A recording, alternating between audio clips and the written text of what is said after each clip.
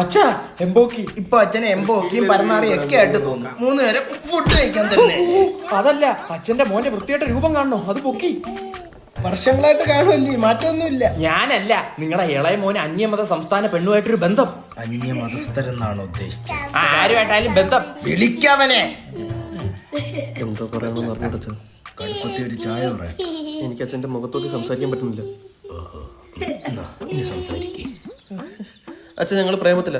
കഴിവറ മോനെ എന്നും നാട്ടുകാരെ കൊണ്ടുപോകും പറയിക്കില്ലേ അച്ഛൻ? നീയാണോ പ്രേമിക്കുന്ന പരകൃഷ്ണ? പാറാകൃഷ്ണ. അച്ഛൻ അവർക്ക് കൊല്ലത്ത് കുറെ അണ്ടിയാപ്പീസ് ഒക്കെ ഉണ്ട്, എന്നെ അങ്ങോട്ട് ഇടാന്ന് പറഞ്ഞു. അണ്ടിയുടെ ചാക്കിലായിരിക്കും. അതിലൊരു അണ്ടിയാപ്പീസ് എനിക്ക് എഴുതി തരാന്ന് പറഞ്ഞു. 1 കിലോ അണ്ടിപ്പരിപ്പ് തരാന്നല്ലായിരിക്കും.